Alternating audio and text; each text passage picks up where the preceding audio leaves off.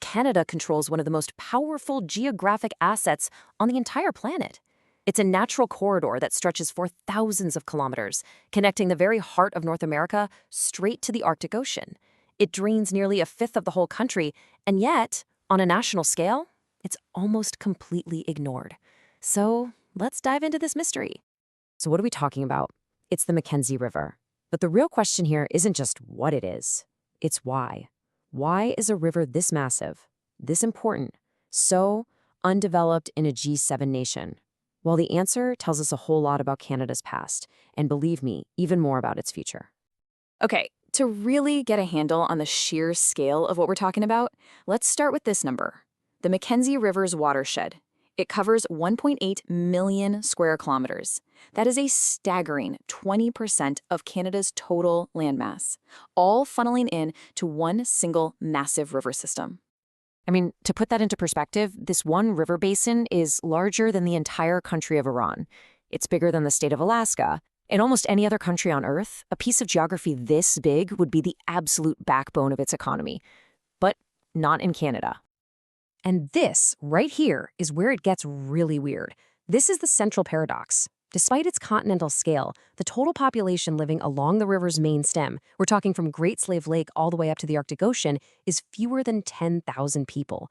That's smaller than a single neighborhood in a city like Toronto. So what's the deal here? Now, this chart really frames just how strange the Mackenzie situation is. You look at the Mississippi in the U.S., it anchors the entire agricultural and industrial core of America. The Rhine in Europe, it literally powers Europe's industrial engine, and its basin is 10 times smaller than the Mackenzie's.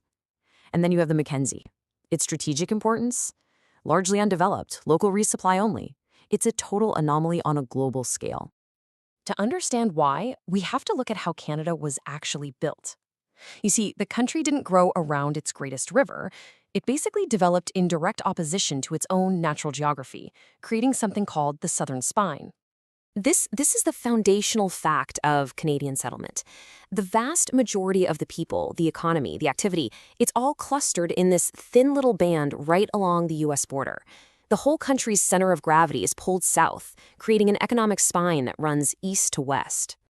And this just drives the point home perfectly. Think about all of Canada's great nation-building projects. The St. Lawrence Seaway, the Trans-Canada Highway, the national railways, the big pipelines. Every single one was engineered to stitch the country together from coast to coast, east to west.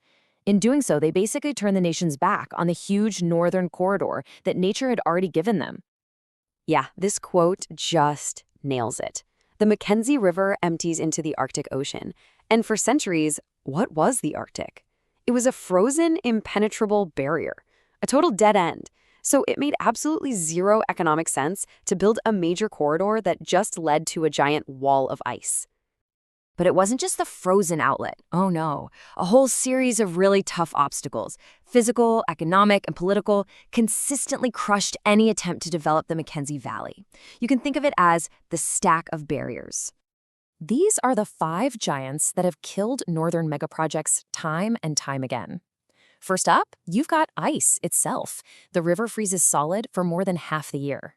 Then there's the permafrost. You've got sheer distance and cost. The fact that there are usually easier alternative routes to get resources. And finally, immense political complexity. Any one of these is a huge challenge. All of them together, they've been pretty much unbeatable.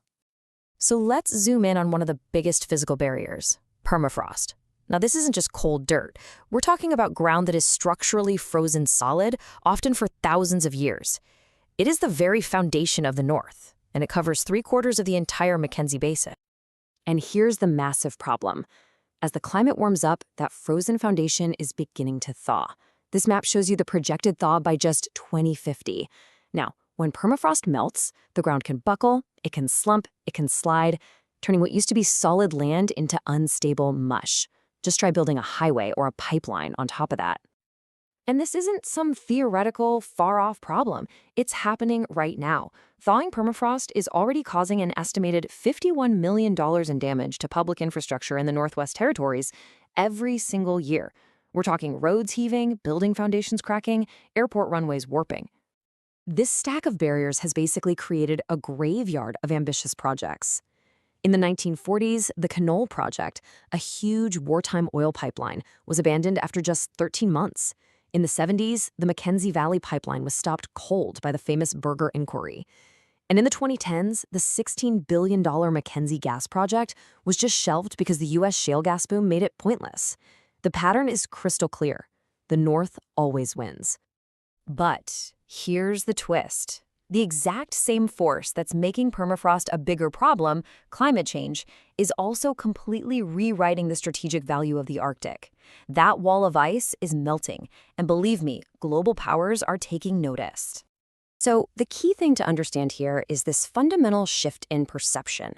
The old Arctic was a frozen wall, right? A geographic barrier. The new Arctic, it's becoming a geopolitical corridor, a seasonal highway between continents. And that changes absolutely everything for the Mackenzie River. Let's look at the new reality, because this is already happening. Summer sea ice has shrunk dramatically. Russia is treating its northern sea route like a massive national project, building ports and icebreakers.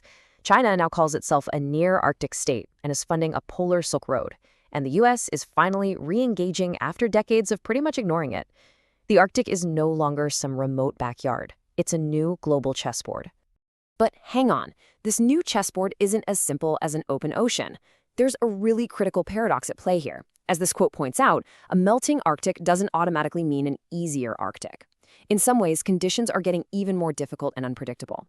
Instead of a solid sheet of ice, you get more mobile, dangerous sea ice, and that melting permafrost makes the coastline, where you need to build ports, incredibly unstable. So it's more accessible, yes, but it's also a lot more hazardous. And wow, this chart just lays bare the difference in strategy. Russia has invested heavily in populating its Arctic, with cities like Murmansk that have 300,000 people. Canada's biggest community on the Mackenzie's main stem, Inuvik, has just over 3,000. Russia has built cities to project power. Canada has built small towns for local administration. So this all brings Canada to a critical crossroads. The old logic for ignoring the Mackenzie is just fading away, and a new, much more urgent geopolitical logic is taking its place. For 100 years, the Mackenzie River led to a frozen wall that had no strategic value. Simple as that. But as we've seen, that wall is now gone. The river now leads directly into a region of intense global competition and strategic importance. The entire calculation has been completely flipped on its head. And so, this leaves us with the ultimate question. That whole stack of barriers, the ice, the melting permafrost, the incredible cost, they're all still there. In some ways, they're getting even worse. But the strategic cost of doing nothing, of leaving a continental-sized corridor undefended in a newly contested region, that cost is rising every single year. So, is it finally time to build the Northern Corridor, or is the Mackenzie destined to remain the most powerful and the most ignored river on Earth?